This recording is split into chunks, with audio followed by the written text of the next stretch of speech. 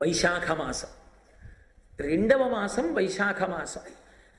సంస్కృతంలో చైత్రమాసాన్ని మధుమాసము అంటారు. ఈ రెండవ మాసమైనటువంటి వైశాఖ మాసాన్ని మాధవ మాసము అని పిలుస్తారు. వైశాఖ మాస శుక్లపక్షంలో వచ్చేటటువంటి తదియ తిథి అక్షయ తృతీయ అని పిలుస్తారు. అక్షయము అన్న మాటకు అర్థం ఏమిటో తెలుసా? అయిపోయేది కానిది అంటే అక్షయం అంటారు. ఎందుకంటే క్షయం అయిపోతుంది, మీరు చేసుకున్న పుణ్యం కూడా ఖర్చు అయిపోతుంది, పాపము ఖర్చు అయిపోతుంది. క్షీణే పుణ్యే మర్త్యలోకం విశంతి. ఒక ఆయనకి చాలా పుణ్యం ఉందనుకోండి, దేవతగా తీసుకెళ్ళి కూర్చోబెడతారు. ఆయన చాలా కాలం దేవతగా ఉంటే ఏమవుతుంది?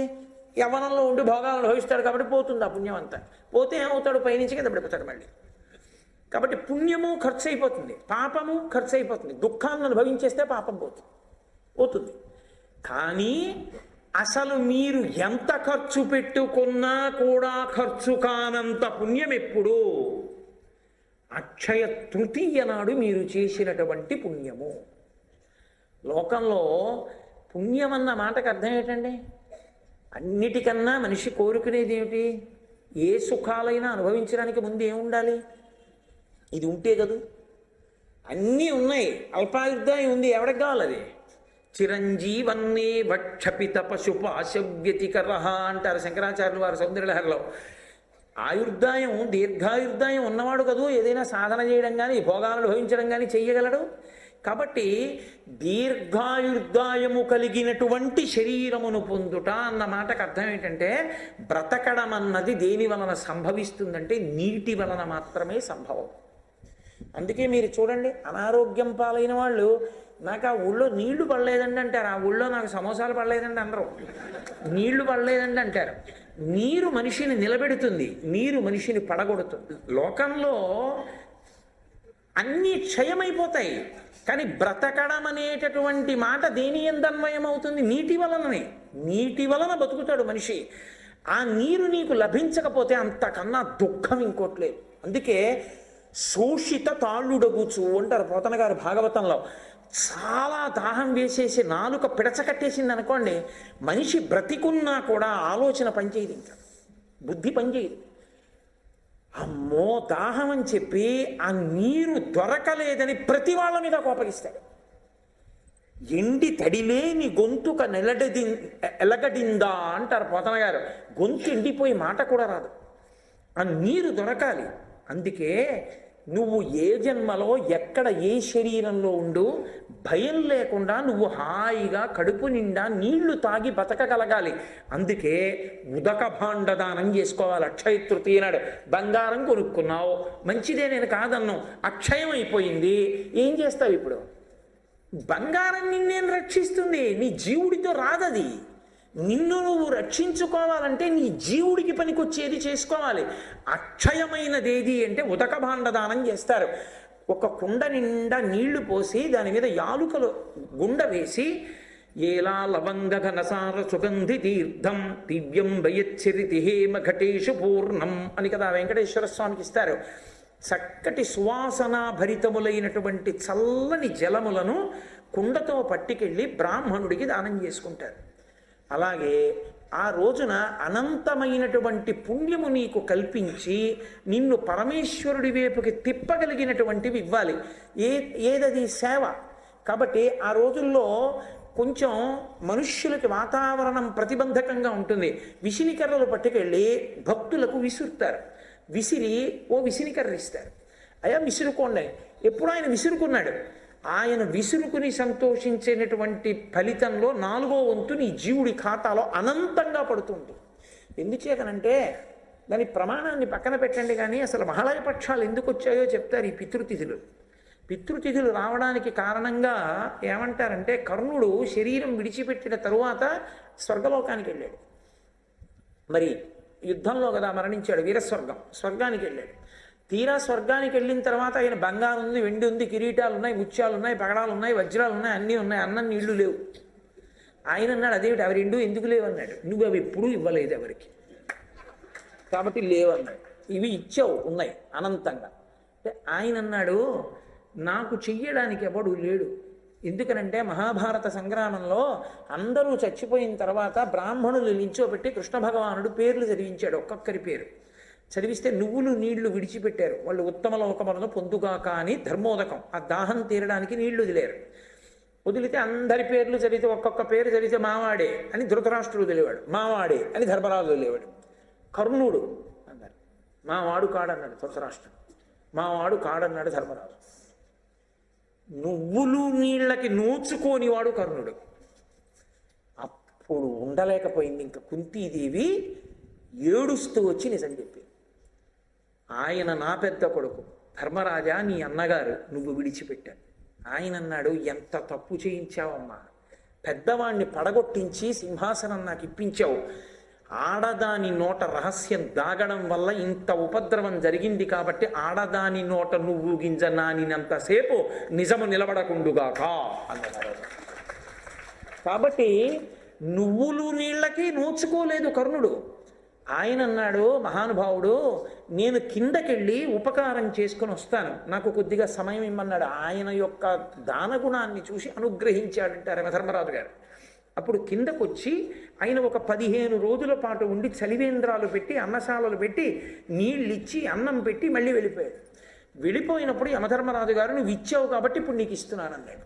అంటే ఆయన అన్నాడు, చేసుకోకుండా వెళ్ళిపోయిన వాడిని నేనే కాదు చాలామంది ఉన్నారు ఈ లోకంలో, వాళ్ళందరూ కూడా వెళ్ళిపోయిన తర్వాత బాధపడాలిగా.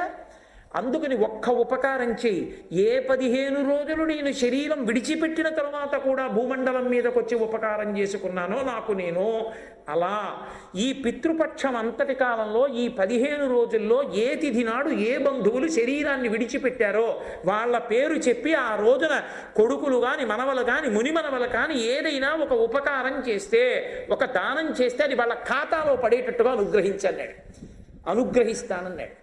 తల్లి కాని తండ్రి కాని పెదనాయన కాని పినతండ్రి కాని తాతగారు కాని ముత్తాతగారు కాని పడిపోయిన తిథి తెలియకపోతే, అలా తెలియనప్పుడు మహళయపక్షం అమావాస్య నాడు పెట్టేసింది. అందుకే దానికి మహళయ అమావాస్య అని పేరు. అసలు అమావాస్య నాడు మధ్యాహ్నం 12 గంటలకే పితృదేవతలు వచ్చి గుమ్మం ముందు నిలబడతారు నీళ్ల కోసం. మహళయ అమావాస్య నాడు ఎవరి పేరు మీకు తెలియకపోయినా, మా తాతగారు ఎప్పుడు పడిపోయారో నాకు తెలియకపోయినా, ముత్తాతగారు ఎప్పుడు పడిపోయారో నాకు తెలియకపోయినా, నేను ఒక్కసారి మా పెద్దలందరినీ స్మరించి అమావాస్య నాడు స్వయం పాకం ఇచ్చాననుకోండి, అమావాస్య నాడు ద్రవ్యం ఇచ్చాననుకోండి, అమావాస్య నాడు ఉదకధార విడిచిపెట్టాననుకోండి, విడిచిపెడితే అది బంధువులందరికీ చెందుతుంది. కాబట్టి ఉన్నవాళ్ళు వెళ్ళిపోయిన వాళ్ళకి ఉపకారం చెయ్యగలిగిన ఏకైక రోజు మహాలయ అమావాస్య. పితృపక్షంలో ఈరోజు చెయ్యాలి. మీరు అందుకే ద్రవిడ దేశంలో చూడండి, ఈ పక్షంలో వాళ్ళు ఎక్కడికి వెళ్ళరు, దేవాలయాలకు కూడా వెళ్ళరు. మీరు ఆఖరికి వెంకటాచలంలో కూడా తక్కువగా ఉంటుంది. ఎందుకో తెలుసా? పితృపక్షం వాళ్ళు వెళ్ళరు. పెద్ద పెద్ద ఆఫీసర్స్ కూడా మధ్యాహ్నం అయ్యేటప్పటికీ కారులో దేవాలయాలకు వచ్చి ఆ సరోవరంలో స్నానం చేసి వాళ్ళు ఏ తిథి నాడు శరీరం విడిచిపెట్టారో వాళ్ళ పేర్లు చెప్పి దానం చేసుకుంటారు. ఈ 15 రోజులు నిజానికి వాళ్ళు క్షురకర్మ కూడా చేయరు, గడ్డం కూడా చేయరు అక్కడ మగాళ్ళు. అంత జాగ్రత్తగా చేస్తారు పితృపక్షాలు. అంటే పితృదేవతానుగ్రహము కొరకు చేస్తారు. కనీస మర్యాద ఏమిటంటే మహాలయ అమావాస్య నాడు ఇవ్వాలి తర్పణ. ఇచ్చి పితృదేవతల పేరు చెప్పి స్వయం పాకం ఇవ్వాలి. అలా ఇవ్వకపోతే ఇంకా అసలు అటువంటి వ్యక్తి భూమి మీద ఉండడం, ఆ పైవాళ్ళు అలోమని ఏడుస్తారు, ఇంత కృతజ్ఞుడు రా వీడు, కనీసం మా పేరు చెప్పి ఏమీ ఇవ్వలేదని. అంత గొప్పది మహాలయ పక్షంలో వచ్చే అమావాస్య. తను శరీరం విడిచిపెట్టిన తర్వాత మళ్ళీ కొడుకో మనవడో ఎవడో మహాలయ అమావాస్య నాడు ఉదక భాండం ఇస్తా బాగుండని ఏడవడం ఎందుకు? వైశాఖ మాసంలో వచ్చేటటువంటి 3వ తిథి అయినటువంటి తదియ నాడు నువ్వు బతికుండగా నీ చేస్తూ ఓ ఉతక భాండం ఇచ్చుకో, అది కూడా ఇవ్వలేవా? ఓ కుండ కొని మంచినీళ్ళు నీ కర్మ అంతే. ఇచ్చుకోలేకపోతే ఓ విషిని కర్ర కొని విసరలేవా? ఓ బెల్లంగడ్డ పట్టుకెళ్ళి దేవాలయంలో ఇచ్చి నైవేద్యం చెయ్యమనిలేవా? దేవాలయానికి ఓ దానికి ఓ 4 చాపలు కొనిచ్చి భక్తులు వస్తే వెయ్యండని 4 చాపలు ఇవ్వలేవా? నీ పేరు మీద నువ్వు ఏమి ఇచ్చుకున్నావో అవి నీకు అమరుతాయి. దానము ఈశ్వరుడి పక్షంతో చేసినది, ఈశ్వర స్పర్శతో చేసినది నీ జీవుడి ఖాతాలో పడుతుంది. బంగారం నిజమే, ఉత్తర జన్మల్లో కూడా బోల్డంత బంగారం. అప్పుడు హడిలిపోతావు, ఎందుకు చేశాను రానా ప్రారంధం, ఎన్ని జన్మలు ఎత్తినా భయమే. కాబట్టి చెయ్యవలసినది ఏది అంటే నీ జీవుడికి ఉపకారం చేసుకునే పని చేసుకోవాలి.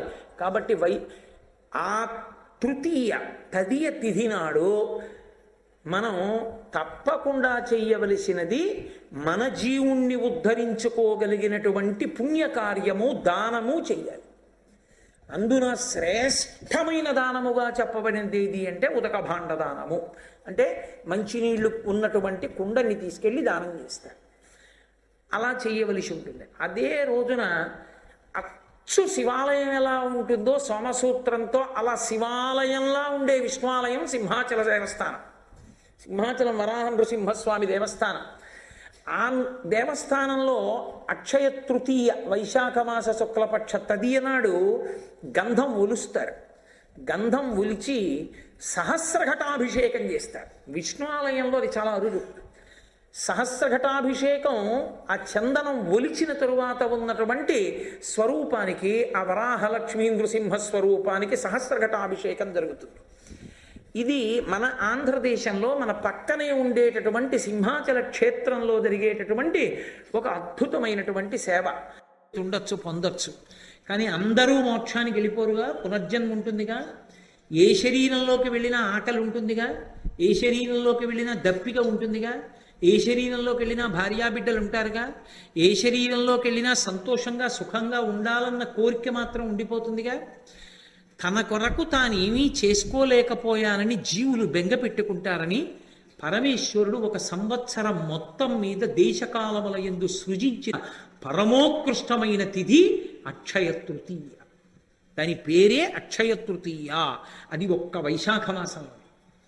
ఈ అక్షయ తృతీయకి గొప్పతనం ఏంటంటే, ఈ శరీరాన్ని విడిచిపెట్టి జీవుడు ఇంకొక శరీరానికి వెళ్ళిపోయినప్పుడు కూడా చేసిన పుణ్యాన్ని అనుసరించే ఇస్తారు. కర్ణుడి యొక్క కథలోంచి వచ్చింది అక్షయ తృతీయ. అక్షయం అంటే అది ఖర్చయిపో ఉండదు. ఆకలి తీరాలి.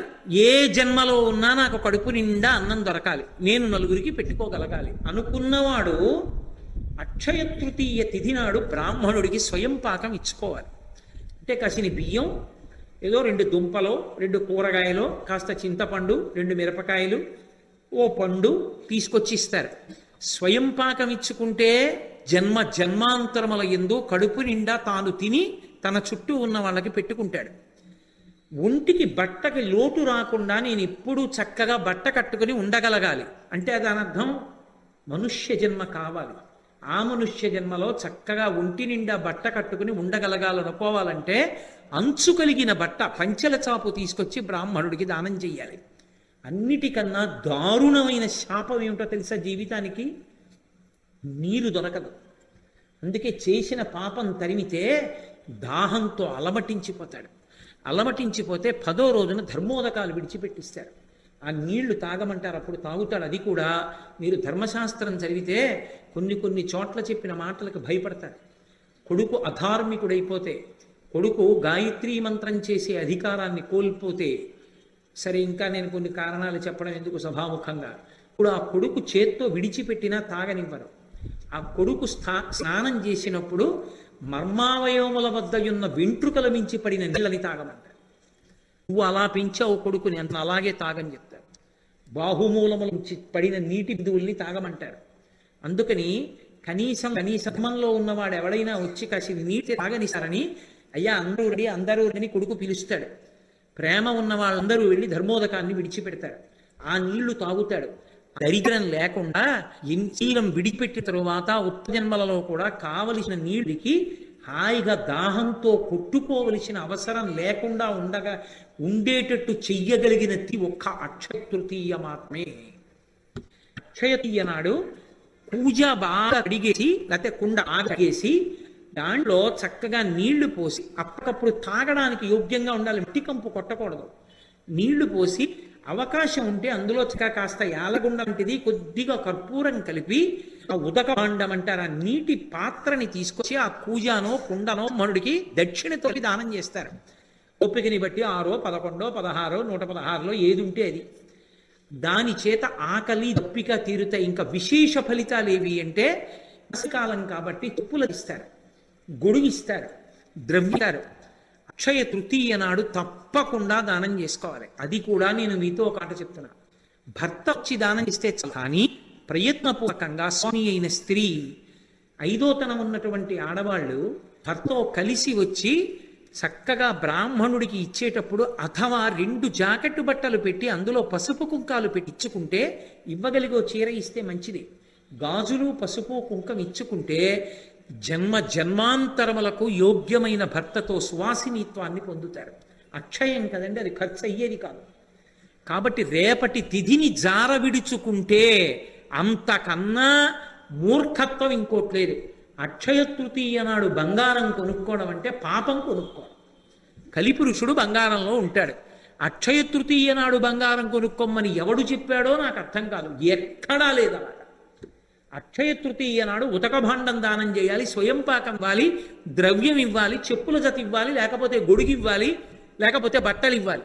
అంతేకాని ఇలాంటి పిచ్చి పనులు చేసి బంగారాలు కొనుక్కుని ఇంట్లో పెట్టుకోరు. పాపం వృద్ధి అవుతుంది, అక్షయం అవుతుంది. వైశాఖ మాసం, 2వ మాసం వైశాఖ మాసం. సంస్కృతంలో చైత్రమాసాన్ని మధుమాసము అంటారు.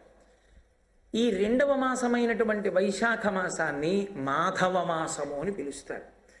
వైశాఖ మాస శుక్లపక్షంలో వచ్చేటటువంటి తదియ తిథి అక్షయ తృతీయ అని పిలుస్తారు. అక్షయము అన్న మాటకు అర్థం ఏమిటో తెలుసా?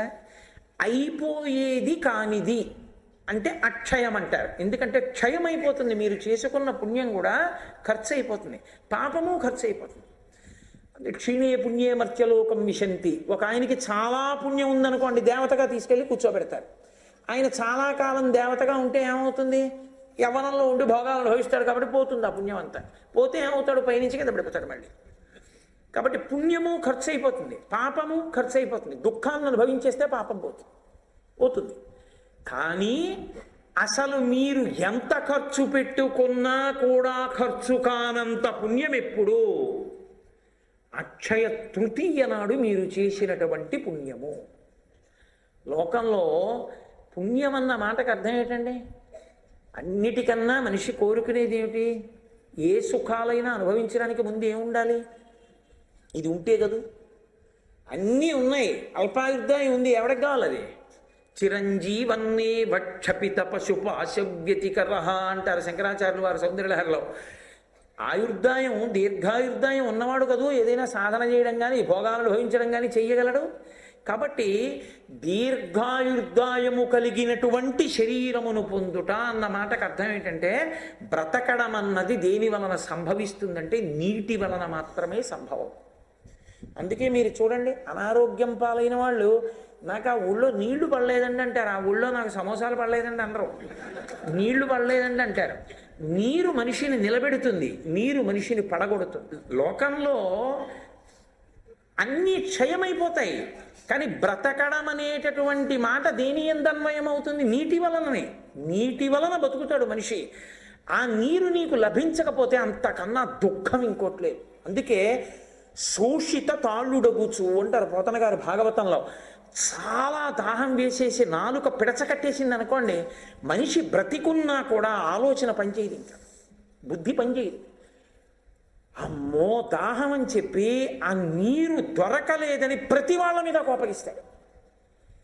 ఎండి తడిలేని గొంతుక ఎలగడిందా అంటారు పోతన గారు. గొంతు ఎండిపోయి మాట కూడా రాదు, ఆ నీరు దొరకాలి. అందుకే నువ్వు ఏ జన్మలో ఎక్కడ ఏ శరీరంలో ఉండు భయం లేకుండా నువ్వు హాయిగా కడుపు నిండా నీళ్లు తాగి బతకగలగాలి. అందుకే ఉదక భాండదానం చేసుకోవాలి. అక్షయ తృతీయ నాడు బంగారం కొనుక్కున్నావు, మంచిదే, నేను కాదన్నాం, అక్షయం అయిపోయింది, ఏం చేస్తావు ఇప్పుడు? బంగారం నిన్నేం రక్షిస్తుంది? నీ జీవుడితో రాదది. నిన్ను నువ్వు రక్షించుకోవాలంటే నీ జీవుడికి పనికొచ్చేది చేసుకోవాలి. అక్షయమైనదేది అంటే ఉదక భాండదానం చేస్తారు. ఒక కుండ నిండా నీళ్లు పోసి దాని మీద యాలుకలు గుండ వేసి ఏలా లవంగ ఘనసార సుగంధి తీర్థం దివ్యం వయచ్చరితి హేమ ఘటేషు పూర్ణం అని కదా వెంకటేశ్వర స్వామికి ఇస్తారు. చక్కటి సువాసనా భరితములైనటువంటి చల్లని జలములను కుండతో పట్టుకెళ్ళి బ్రాహ్మణుడికి దానం చేసుకుంటారు. అలాగే ఆ రోజున అనంతమైనటువంటి పుణ్యము నీకు కల్పించి నిన్ను పరమేశ్వరుడి వైపుకి తిప్పగలిగినటువంటివి ఇవ్వాలి. ఏదది? సేవ. కాబట్టి ఆ రోజుల్లో కొంచెం మనుష్యులకి వాతావరణం ప్రతిబంధకంగా ఉంటుంది. విసినికర్రలు పట్టుకెళ్ళి భక్తులకు విసురుతారు. విసిరి ఓ విసినికర్ర ఇస్తారు. అయ్యా విసురుకోండి. ఎప్పుడు ఆయన విసురుకున్నాడు. ఆయన విసురుకుని సంతోషించేటటువంటి ఫలితంలో 4వ వంతు నీ జీవుడి ఖాతాలో అనంతంగా పడుతుంది. ఎందుచేతనంటే దాని ప్రమాణాన్ని పక్కన పెట్టండి, కానీ అసలు మహాలయ పక్షాలు ఎందుకు వచ్చాయో చెప్తారు ఈ పితృతిథులు. పితృతిథులు రావడానికి కారణంగా ఏమంటారంటే, కర్ణుడు శరీరం విడిచిపెట్టిన తరువాత స్వర్గలోకానికి వెళ్ళాడు. మరి యుద్ధంలో కదా మరణించాడు, వీరస్వర్గం, స్వర్గానికి వెళ్ళాడు. తీరా స్వర్గానికి వెళ్ళిన తర్వాత ఆయన బంగారం ఉంది, వెండి ఉంది, కిరీటాలు ఉన్నాయి, ముత్యాలు ఉన్నాయి, పగడాలు ఉన్నాయి, వజ్రాలు ఉన్నాయి, అన్నీ ఉన్నాయి, అన్నం నీళ్లు లేవు. ఆయన అన్నాడు, అదేమిటి అవి రెండు ఎందుకు లేవు అన్నాడు. నువ్వు అవి ఎప్పుడూ ఇవ్వలేదు ఎవరికి, కాబట్టి లేవన్నాడు. ఇవి ఇచ్చావు, ఉన్నాయి అనంతంగా. అంటే ఆయన అన్నాడు, నాకు చెయ్యడానికి ఎవడు లేడు. ఎందుకనంటే మహాభారత సంగ్రామంలో అందరూ చచ్చిపోయిన తర్వాత బ్రాహ్మణులు నిల్చోబెట్టి కృష్ణ భగవానుడు పేర్లు చదివించాడు. ఒక్కొక్కరి పేరు చదివిస్తే నువ్వులు నీళ్లు విడిచిపెట్టారు. వాళ్ళు ఉత్తమ లోకములను పొందుగాక అని ధర్మోదకం, ఆ దాహం తీరడానికి నీళ్లు వదిలేరు. వదిలితే అందరి పేర్లు చదివితే ఒక్కొక్క పేరు చదివితే మావాడే అని ధృతరాష్ట్రుడు వదిలేవాడు, మావాడే అని ధర్మరాజు వదిలేవాడు. కర్ణుడు అన్నారు, మావాడు కాడన్నాడు ధృతరాష్ట్రుడు, మావాడు కాడన్నాడు ధర్మరాజు. నువ్వులు నీళ్ళకి నోచుకోనివాడు కర్ణుడు. అప్పుడు ఉండలేకపోయింది ఇంకా కుంతీదేవి, ఏడుస్తూ వచ్చి నిజం చెప్పింది. ఆయన నా పెద్ద కొడుకు ధర్మరాజా, నీ అన్నగారు నువ్వు విడిచిపెట్టాను. ఆయన అన్నాడు, ఎంత తప్పు చేయించావమ్మా, పెద్దవాణ్ణి పడగొట్టించి సింహాసనం నాకు ఇప్పించావు. ఆడదాని నోట రహస్యం దాగడం వల్ల ఇంత ఉపద్రవం జరిగింది కాబట్టి ఆడదాని నోట నువ్వు గింజ నానినంతసేపు నిజము నిలబడకుండుగాక అన్నారు. కాబట్టి నువ్వులు నీళ్ళకి నోచుకోలేదు కర్ణుడు. ఆయన అన్నాడు, మహానుభావుడు, నేను కిందకెళ్ళి ఉపకారం చేసుకుని వస్తాను, నాకు కొద్దిగా సమయం ఇమ్మన్నాడు. ఆయన యొక్క దానగుణాన్ని చూసి అనుగ్రహించాడంటారు యమధర్మరాజు గారు. అప్పుడు కిందకొచ్చి ఆయన ఒక 15 రోజుల పాటు ఉండి చలివేంద్రాలు పెట్టి అన్నశాలలు పెట్టి నీళ్ళిచ్చి అన్నం పెట్టి మళ్ళీ వెళ్ళిపోయాడు. వెళ్ళిపోయినప్పుడు యమధర్మరాజు గారు, నువ్వు ఇచ్చావు కాబట్టి ఇప్పుడు నీకు ఇస్తున్నాను అన్నాడు. అంటే ఆయన అన్నాడు, చేసుకోకుండా వెళ్ళిపోయిన వాడిని నేనే కాదు చాలామంది ఉన్నారు ఈ లోకంలో, వాళ్ళందరూ కూడా వెళ్ళిపోయిన తర్వాత బాధపడాలిగా. అందుకని ఒక్క ఉపకారం చేయి, ఏ 15 రోజులు నేను శరీరం విడిచిపెట్టిన తర్వాత కూడా భూమండలం మీదకి వచ్చి ఉపకారం చేసుకున్నానో నాకు నేను, అలా ఈ పితృపక్షం అంతటి కాలంలో ఈ 15 రోజుల్లో ఏ తిథి నాడు ఏ బంధువులు శరీరాన్ని విడిచిపెట్టారో వాళ్ళ పేరు చెప్పి ఆ రోజున కొడుకులు కానీ మనవలు కానీ మునిమనవలు కానీ ఏదైనా ఒక ఉపకారం చేస్తే, ఒక దానం చేస్తే అది వాళ్ళ ఖాతాలో పడేటట్టుగా అనుగ్రహిస్తానన్నాడు. తల్లి కాని తండ్రి కాని పెదనాయన కాని పినతండ్రి కాని తాతగారు కాని ముత్తాతగారు కాని పడిపోయిన తిథి తెలియకపోతే, అలా తెలియనప్పుడు మహళయపక్షం అమావాస్య నాడు పెట్టేసింది. అందుకే దానికి మహళయ అమావాస్య అని పేరు. అసలు అమావాస్య నాడు మధ్యాహ్నం 12 గంటలకే పితృదేవతలు వచ్చి గుమ్మం ముందు నిలబడతారు నీళ్ల కోసం. మహళయ అమావాస్య నాడు ఎవరి పేరు మీకు తెలియకపోయినా, మా తాతగారు ఎప్పుడు పడిపోయారో నాకు తెలియకపోయినా, ముత్తాతగారు ఎప్పుడు పడిపోయారో నాకు తెలియకపోయినా, నేను ఒక్కసారి మా పెద్దలందరినీ స్మరించి అమావాస్య నాడు స్వయం పాకం ఇచ్చాననుకోండి, అమావాస్య నాడు ద్రవ్యం ఇచ్చాననుకోండి, అమావాస్య నాడు ఉదకధార విడిచిపెట్టాననుకోండి, విడిచిపెడితే అది బంధువులందరికీ చెందుతుంది. కాబట్టి ఉన్నవాళ్ళు వెళ్ళిపోయిన వాళ్ళకి ఉపకారం చెయ్యగలిగిన ఏకైక రోజు మహాలయ అమావాస్య. పితృపక్షంలో ఈరోజు చెయ్యాలి. మీరు అందుకే ద్రవిడ దేశంలో చూడండి, ఈ పక్షంలో వాళ్ళు ఎక్కడికి వెళ్ళరు, దేవాలయాలకు కూడా వెళ్ళరు. మీరు ఆఖరికి వెంకటాచలంలో కూడా తక్కువగా ఉంటుంది. ఎందుకో తెలుసా? పితృపక్షం వాళ్ళు వెళ్ళరు. పెద్ద పెద్ద ఆఫీసర్స్ కూడా మధ్యాహ్నం అయ్యేటప్పటికీ కారులో దేవాలయాలకు వచ్చి ఆ సరోవరంలో స్నానం చేసి వాళ్ళు ఏ తిథిన నాడు శరీరం విడిచిపెట్టారో వాళ్ళ పేర్లు చెప్పి దానం చేసుకుంటారు. ఈ 15 రోజులు నిజానికి వాళ్ళు క్షురకర్మ కూడా చేయరు, గడ్డం కూడా చేయరు అక్కడ మగాళ్ళు. అంత జాగ్రత్తగా చేస్తారు పితృపక్షాలు. అంటే పితృదేవతానుగ్రహము కొరకు చేస్తారు. కనీస మర్యాద ఏమిటంటే మహాలయ అమావాస్య నాడు ఇవ్వాలి తర్పణ. ఇచ్చి పితృదేవతల పేరు చెప్పి స్వయం పాకం ఇవ్వాలి. అలా ఇవ్వకపోతే ఇంకా అసలు అటువంటి వ్యక్తి భూమి మీద ఉండడం, ఆ పైవాళ్ళు అలోమని ఏడుస్తారు, ఇంత కృతజ్ఞుడు రా వీడు కనీసం మా పేరు చెప్పి ఏమీ ఇవ్వలేదని. అంత గొప్పది మహాళయ పక్షంలో వచ్చే అమావాస్య. తను శరీరం విడిచిపెట్టిన తర్వాత మళ్ళీ కొడుకో మనవడో ఎవడో మహాళయ అమావాస్య నాడు ఉతకభాండం ఇస్తా బాగుండదని ఏడవడం ఎందుకు? వైశాఖ మాసంలో వచ్చేటటువంటి 3వ తిథి అయినటువంటి తదియ నాడు నువ్వు బతికుండగా నీ చేస్తూ ఓ ఉతకభాండం ఇచ్చుకో. అది కూడా ఇవ్వలేవా? ఓ కుండ కొని మంచినీళ్ళు నీ కర్మ అంతే ఇచ్చుకోలేకపోతే ఓ విషినికర్ర కొని విసరలేవా? ఓ బెల్లంగడ్డ పట్టుకెళ్ళి దేవాలయంలో ఇచ్చి నైవేద్యం చెయ్యమనిలేవా? దేవాలయానికి ఓ దానికి ఓ 4 చాపలు కొనిచ్చి భక్తులు వస్తే వెయ్యండని 4 చాపలు ఇవ్వలేవా? నీ పేరు మీద నువ్వు ఏమి ఇచ్చుకున్నావో అవి నీకు అమరుతాయి. దానము ఈశ్వరుడి పక్షంతో చేసినది, ఈశ్వర స్పర్శతో చేసినది నీ జీవుడి ఖాతాలో పడుతుంది. బంగారం నిజమే, ఉత్తర జన్మల్లో కూడా బోల్డంత బంగారం. అప్పుడు హడిలిపోతావు, ఎందుకు చేశాను రానా ప్రారంధం, ఎన్ని జన్మలు ఎత్తినా భయమే. కాబట్టి చెయ్యవలసినది ఏది అంటే నీ జీవుడికి ఉపకారం చేసుకునే పని చేసుకోవాలి.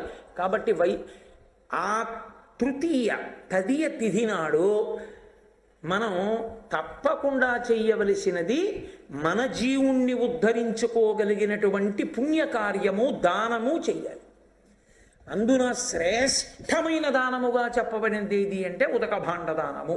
అంటే మంచినీళ్లు ఉన్నటువంటి కుండని తీసుకెళ్ళి దానం చేస్తారు.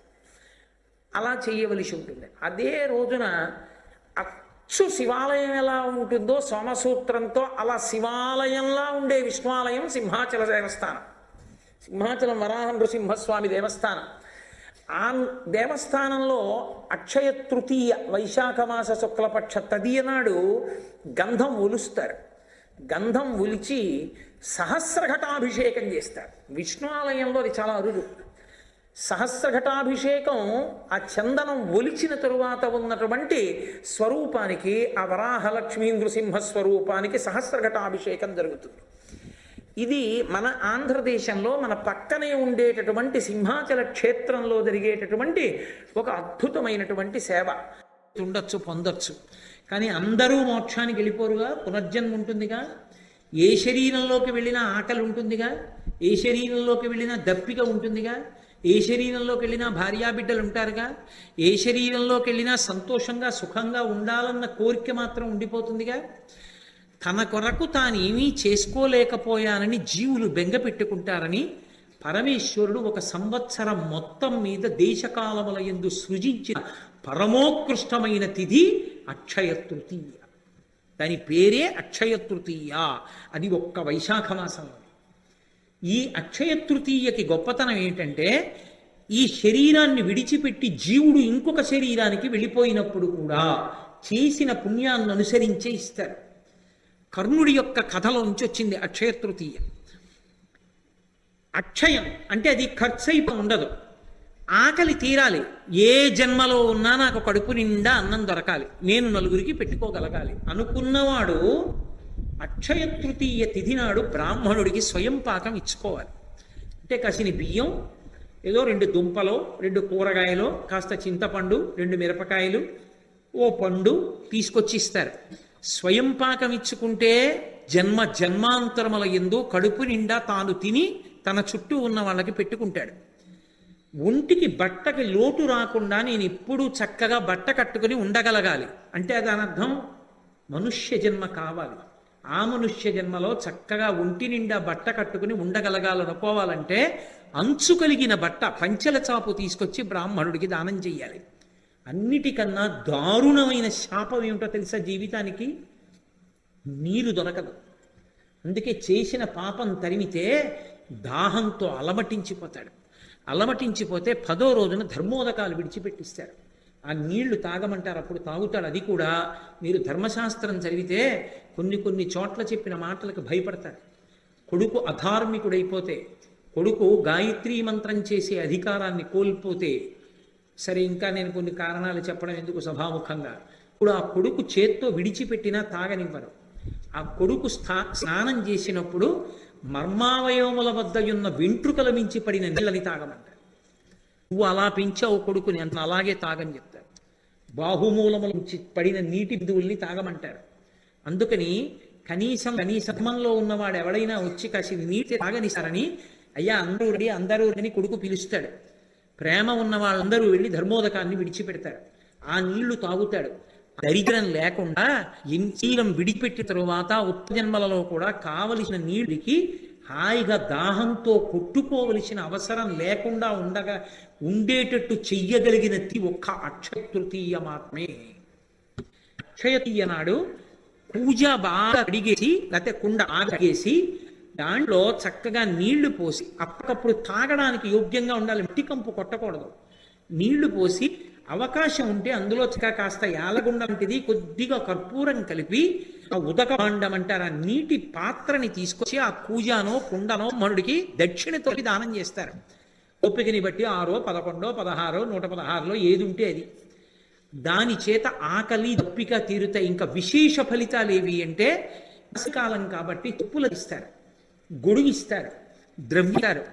అక్షయ తృతీయ నాడు తప్పకుండా దానం చేసుకోవాలి. అది కూడా నేను మీతో ఒక మాట చెప్తున్నా, భర్త వచ్చి దానం చేస్తే కానీ ప్రయత్నపూర్వకంగా స్వామి అయిన స్త్రీ 5వ తనం ఉన్నటువంటి ఆడవాళ్ళు భర్తతో కలిసి వచ్చి చక్కగా బ్రాహ్మణుడికి ఇచ్చేటప్పుడు అథవా 2 జాకెట్టు బట్టలు పెట్టి అందులో పసుపు కుంకాలు పెట్టి ఇచ్చుకుంటే, ఇవ్వగలిగో చీర ఇస్తే మంచిది.